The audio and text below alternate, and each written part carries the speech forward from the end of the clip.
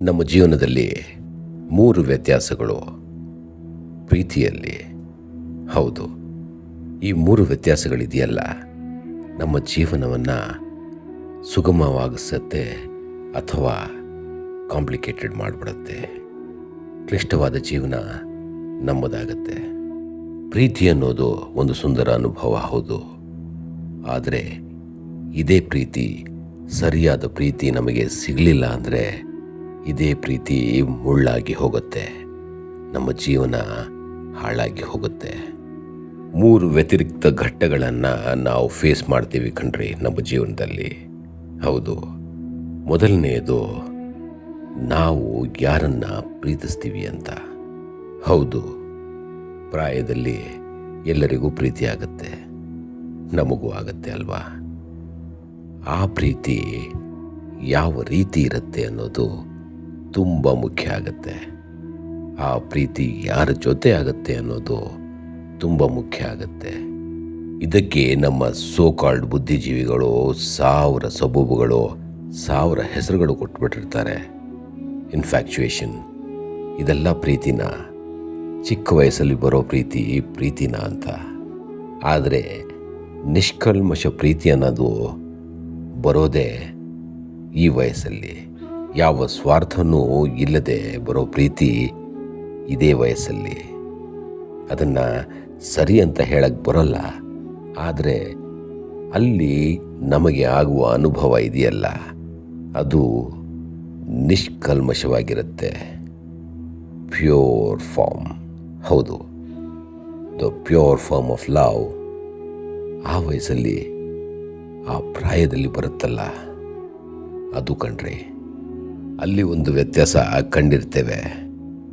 ಅದನ್ನು ದಾಟಿ ಮುಂದಕ್ಕೆ ಸಾಗ್ತೀವಿ ಅಲ್ಲ, ಸಾಗ್ತಾ ಸಾಗ್ತಾ ನಾವು ಯಾರ ಜೊತೆ ಬದುಕ್ತೀವಿ ಅಂತ ಇರುತ್ತಲ್ಲ, ಅಲ್ಲಿ ಹುಟ್ಟಿಕೊಳ್ಳುವ ಪ್ರೀತಿ, ಅದು ನಮ್ಮ ಜೀವನದಲ್ಲಿ 2ನೆಯ ವ್ಯತ್ಯಾಸವನ್ನು ಛಾಪು ಹಾಕಿ ಹೇಳುತ್ತೆ. ಹೌದು, ಛಾಪು ಹಾಕಿ ಹೇಳುತ್ತೆ, ಇದು ನಿನ್ನ ಪ್ರೀತಿನ ಇಲ್ವಾ ಅಂತ. ಯಾಕೆ ಈ ಛಾಪು ಅನ್ನೋ ಪದನ ಯೂಸ್ ಮಾಡ್ತೀನಿ ಅಂದರೆ, ಜೀವನ ಪೂರ್ತಿ ಅವರ ಜೊತೆ ನಾವು ಸಂಸಾರ ನಡೆಸಬೇಕು, ಆ ಪ್ರೀತಿನ ಕೊಟ್ಟು ಪಡ್ಕೋಬೇಕು. ಆ ಪ್ರೀತಿ ಸಿಕ್ಕರೆ ಸರಿ, ಇಲ್ಲವಾದಲ್ಲಿ ನರಕ ಯಾತನೆ ಕಣ್ರಿ. ಹಾಗಾಗಿ ಜೀವನ ಪೂರ್ತಿ ಯಾರ ಜೊತೆ ಇರಬೇಕು ಅಂತ ನಿಶ್ಚಯ ಮಾಡ್ತೀವೋ, ಆ ಪ್ರೀತಿಯಲ್ಲಿ ಕಾಂಪ್ರಮೈಸ್ ಇರಲೇಬಾರ್ದು. ಇದ್ದಲ್ಲಿ ನರಕ ನಮ್ಮದೇ. ಯಾರ ಜೊತೆ ನಾವು ನಮ್ಮ ಜೀವನವನ್ನು ಕಳಿಬೇಕು ಅಂತ ಡಿಸೈಡ್ ಮಾಡಿರ್ತೀವೋ, ಆಗ ಒಂದಿಷ್ಟು ಆಲೋಚನೆಗಳು ಖಂಡಿತ ಬರುತ್ತೆ. ಇವರ ಜೊತೆ ನಾನು ಸಂತೋಷವಾಗಿರೋಕ್ಕಾಗತ್ತಾ? ಆರ್ಥಿಕವಾಗಿ ಇವರು ಸದೃಢರ? ಇದೆಲ್ಲ ಕೌಂಟ್ ಆಗುತ್ತೆ. ಆಗ ಎಷ್ಟು ಸೆಕ್ಯೂರ್ಡ್ ಅನ್ನೋದೇ ಜಾಸ್ತಿ ಕ್ಯಾಲ್ಕುಲೇಷನ್ಗೆ ಬರುತ್ತೆ. ಅದನ್ನು ಬಿಟ್ಟು ಸುಮಾರು ವಿಷಯಗಳಲ್ಲಿ ನಾವು ಕಾಂಪ್ರಮೈಸ್ ಆಗಿಬಿಡ್ತೀವಿ. ಪ್ರೀತಿ ಅನ್ನೋ ವಿಷಯದಲ್ಲಿ ತುಂಬ ಫ್ಯಾಮ್ಲೀಸ್ ಕಾಂಪ್ರಮೈಸ್ ಆಗಿರುತ್ತೆ. ಅದನ್ನು ಹಾಗೆ ಅನುಭವಿಸ್ತಾರೆ.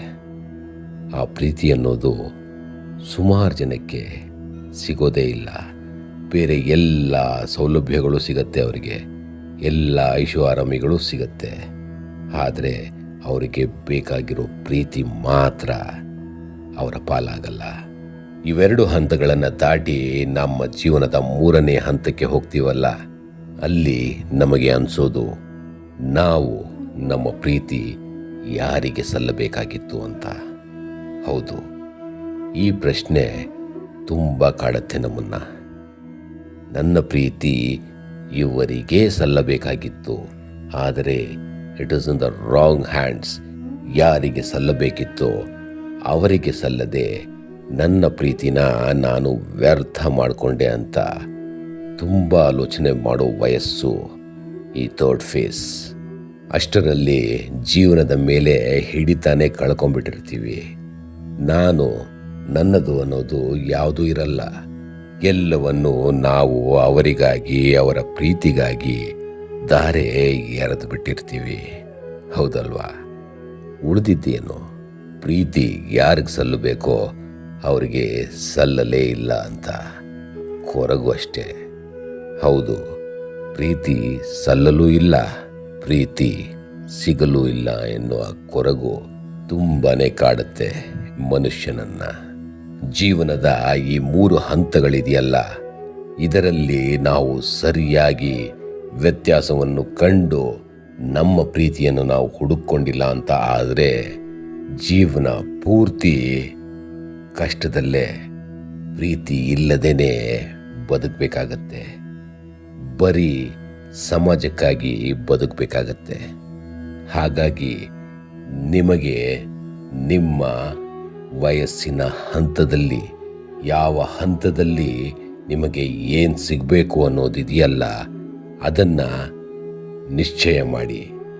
ನಿಮ್ಮ ಪ್ರೀತಿ, ನಿಜವಾದ ಪ್ರೀತಿ ಜೀವನದ ಯಾವ ಹಂತದಲ್ಲಿ ಸಿಗಬೇಕು ಅನ್ನೋದಿರತ್ತಲ್ಲ, ಯಾರು ಸಿಗಬೇಕಂತ ಇರುತ್ತಲ್ಲ, ಅವರನ್ನು ದಯವಿಟ್ಟು ಸರಿಯಾಗಿ ಗುರುತಿಸಿ ಅವರ ಜೊತೆ ಜೀವನ ನಡೆಸೋದನ್ನು ಕಲೀರಿ. ಅದನ್ನು ಬಿಟ್ಟು ಯಾರೋ ಒಬ್ಬರು ಸಿಕ್ಕರು ಅವರ ಜೊತೆ ಜೀವನ ಸಾಗಿಸ್ತಾ ಇದ್ದೀನಿ ಅಂತ ಹೇಳಿ ಸಬೂಬುಗಳನ್ನ ಕೊಡೋದು ಆಮೇಲಿನ ವಿಷಯ. ಅದಕ್ಕೆ ಅಂತ್ಯನೇ ಇಲ್ಲ. ನಾವು ಕಟ್ಟೆಗೇರೋವರೆಗೂ ಇದೇ ಸಬೂಬುಗಳನ್ನ ಹೇಳ್ಕೊಂಡು ಜೀವನ ಸಾಗಿಸ್ಬೇಕಾಗಿ ಬರುತ್ತೆ. ಹಾಗಾಗಿ ಪ್ರೀತಿ ಮಾಯೆ ಹುಷಾರು ಅಂತಾರೆ. ಹೌದು, ಈ ಪ್ರೀತಿ ಅಷ್ಟೇ ಮಾಯೆ. ಯಾರಿಗೆ ಯಾವಾಗ ಸಿಗಬೇಕೋ ಆ ಸಮಯದಲ್ಲಿ ನಮಗೆ ಸರಿಯಾದ ಪ್ರೀತಿ ಸಿಗೋದೇ ಇಲ್ಲ. ಹಾಗಾಗಿ ನಮ್ಮ ಜೀವನ ಅಯೋಮಯ. ಹೌದು ಸ್ವಾಮಿ, ನಿಮ್ಮ ಪ್ರೀತಿಯನ್ನು ನೀವೇ ಗುರುತಿಸ್ಕೋಬೇಕು, ನಿಮ್ಮ ಪ್ರೀತಿಯನ್ನು ನೀವೇ ಪಡ್ಕೋಬೇಕು. ಇದನ್ನು ಯಾರೂ ತಂದು ನಿಮ್ಮ ಮೇಲೆ ಹೇರಬಾರದು.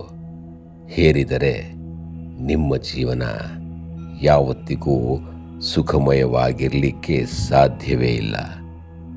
ನಿಮ್ಮ ಪ್ರೀತಿಯನ್ನು ನೀವು ಹುಡುಕಿ, ನಿಮ್ಮ ಪ್ರೀತಿಯನ್ನು ನೀವು ಗೆದ್ಕೊಳ್ಳಿ. ಯೋಚನೆ ಮಾಡಿ.